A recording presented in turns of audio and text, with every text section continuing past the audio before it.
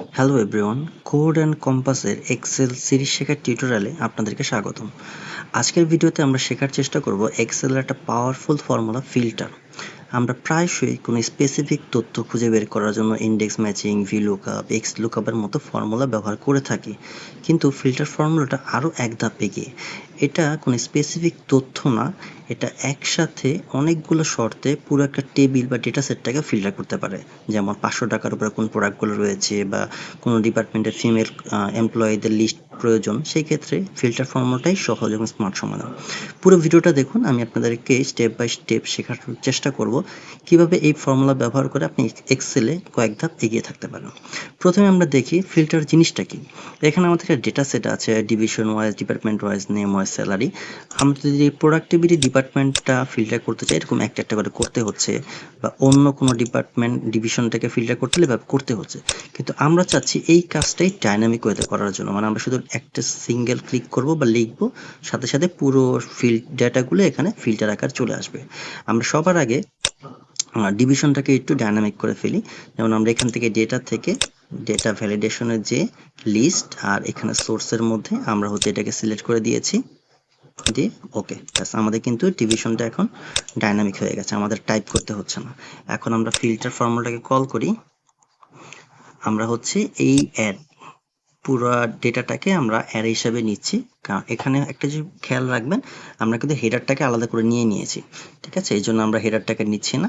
এটা হচ্ছে আমাদের অ্যারে ইনক্লুড এই সিনট্যাক্সটাতে হচ্ছে আপনাকে কন্ডিশনটা দিতে হবে, যেমন এইটা ইকুয়ালস টু হচ্ছে এই সেলটা, আদারওয়াইজ যদি না হয় তাহলে দেখাবে নট ফাউন্ড, ব্র্যাকেটটা ক্লোজ। ব্যাস দেখুন, খুব সহজেই আমরা পেয়ে গেলাম কোন ডিভিশনে কোন ডিপার্টমেন্টে কে আছে তার স্যালারি স্ট্রাকচার, এবং আমরা যে ডিভিশন সিলেক্ট করবে সেই ডিভিশনের ডিটেলসটা চলে আসবে।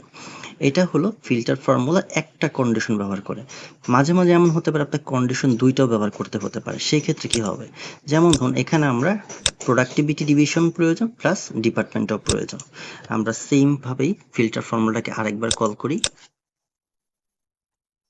আমরা পুরো ডেটা সেটটাকে অ্যারে হিসাবে নিচ্ছি, রেজাল্ট হিসেবে যেটা আসবে, কমা, এখন যেহেতু আমাদের দুইটা কন্ডিশন, আমরা একটা ফার্স্ট ব্র্যাকেট দিচ্ছি, ডিভিশনস ইকুয়ালস টু হচ্ছে এই সেলটা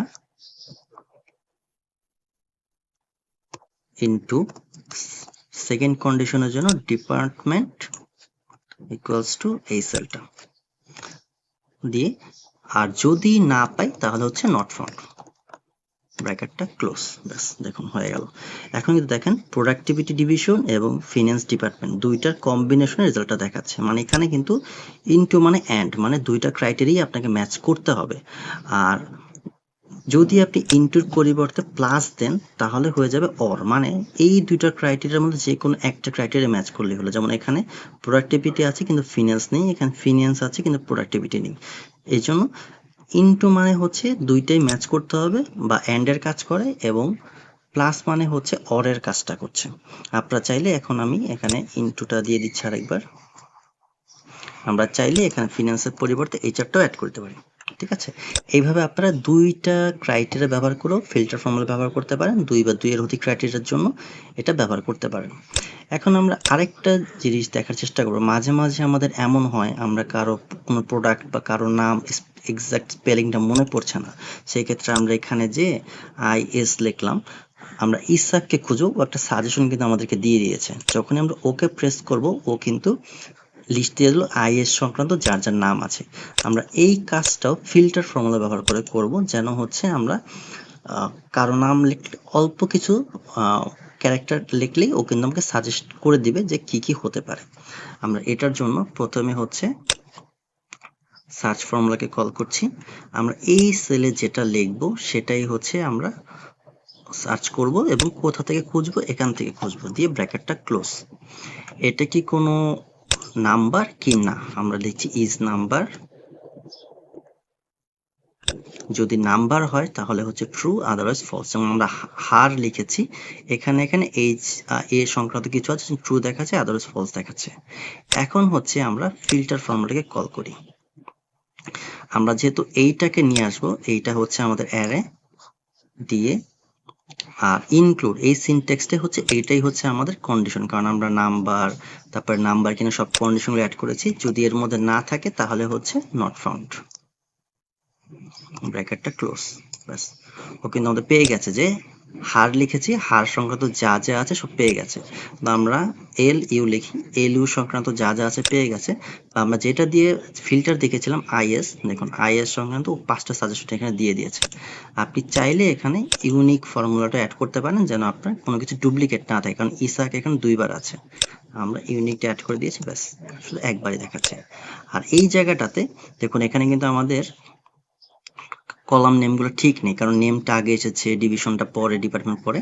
এর জন্য আমরা ফিল্টার পুরো অ্যারেতে করিনি, শুধু নামটাতে করেছি। এই জায়গাটাতে আপনারা ইন্ডেক্স ম্যাচিং এই ফর্মুলাটা অ্যাড করে কলামগুলো ফিল করতে পারেন। আমি এটা নিয়ে অলরেডি একটা ভিডিও দেখিয়েছি, আপনারা সেখান থেকে পুরো ডিটেলসটা জানতে পারবেন। আমি ভিডিও ডিসক্রিপশনে হচ্ছে আপনাদেরকে এই ভিডিও লিঙ্কটা শেয়ার করে দেব আপনাদের জন্য। এখন শুধুমাত্র আমি ফর্মুলাটা জায়গাটা ফিল করার জন্য ইন্ডেক্স ম্যাচিং ফর্মুলাটা ব্যবহার করছি।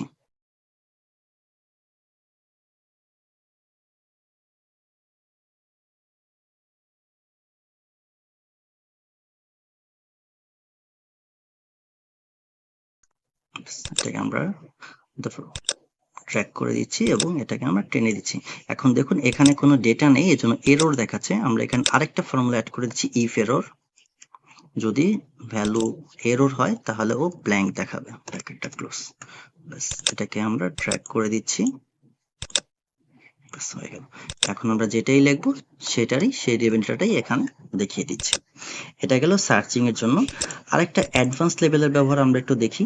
যেমন ধরুন এখানে আমাদের এলি যে ব্যক্তিটা আছে তারকে যদি আমরা ফিল্টার করি, 2বার আছে, তার জানুয়ারি মাসে 2টা ট্রানজেকশন হয়েছে এবং 8 মাসে এরকম করে তার ট্রানজেকশনগুলো হচ্ছে। বাট আমরা চাচ্ছি এলির সবগুলো ট্রানজেকশনকে আমরা যোগ আকারে দেখবো, সাম করব। আমরা আবার ফিল্টার ফর্মুলাকে কল করি, আমরা হচ্ছে এটাকে ফিল্টার অ্যারে হিসেবে নিচ্ছি, নিয়ে এখানে হচ্ছে কন্ডিশনের জায়গায় আমরা এইটা ইকুয়ালস টু এই নামটা দিয়ে দিচ্ছি। ব্যাস, এখন কিন্তু এলির সবগুলো ট্রানজেকশন এখানে চলে এসেছে। এখন আমরা মান্থ অনুযায়ী এটাকে ফিল্টার করব। আবার ফিল্টার ফর্মুলাকে কল করছি, এখানে হচ্ছে এই পুরাটাই হচ্ছে আমাদের অ্যারে। এখন এই পুরাটাই হচ্ছে অ্যারে। এখন আমরা সেকেন্ড কন্ডিশনের জন্য মান্থ ইকুয়ালস টু এই সেলটা দেখিয়ে দিচ্ছি, দিয়ে ব্র্যাকেটটা ক্লোজ। ব্যাস, এখানে আমাদের কোনো মান্থ দেওয়া নেই, আমরা এখানে ফেব্রুয়ারি করে দিচ্ছি। দেখুন এলির ফেব্রুয়ারি মান্থের 2টা ডেটা কিন্তু এখানে দেখাচ্ছে, বা আমরা যদি ইসাবেলা দিই এর একটা দেখাচ্ছে, বা এমা দেখালে ওর 4টা দেখাচ্ছে। এখন শুধু আমরা এটার আগে সাম অ্যাড করে দিই, ব্যাস এখানে কিন্তু ওর পুরো ফেব্রুয়ারির সাম আকারে দেখাচ্ছে, বা এপ্রিলের সাম দেখাচ্ছে। কারণ এমার পরিবর্তে অস্টিন যদি দিই, অস্টিনের 3টে ট্রানজেকশন আছে, 3টার সাম এখানে দেখাচ্ছে। আপনারা চাইলে এখানে সামের পরিবর্তে এভারেজও অ্যাড করতে পারেন, অথবা যদি চান আপনারা হচ্ছে কাউন্টও অ্যাড করতে পারেন, আপনাদের সুবিধা মতো করে এটা ব্যবহার করতে পারেন। এটাই হচ্ছে ফিল্টার ফর্মুলার একটা অ্যাডভান্স লেভেলের প্রয়োগ। আশা করছি এতটুকু দেখার পরে আপনাদের ফিল্টার ফর্মুলা নিয়ে আর কোনো কনফিউশন থাকবে না, এবং এইগুলো ব্যবহার করে আপনার দৈনন্দিন জীবনের আপনার কাজকে আপনারা খুব সহজ এবং সাবলীলভাবে সবার সামনে উপস্থাপন করতে পারবেন। যদি ভিডিওটা ভালো লেগে থাকে অবশ্যই ভিডিওটাকে লাইক করবেন এবং চ্যানেলটাকে সাবস্ক্রাইব করে আমাদের পাশে থাকবেন। ধন্যবাদ, ভালো থাকবেন।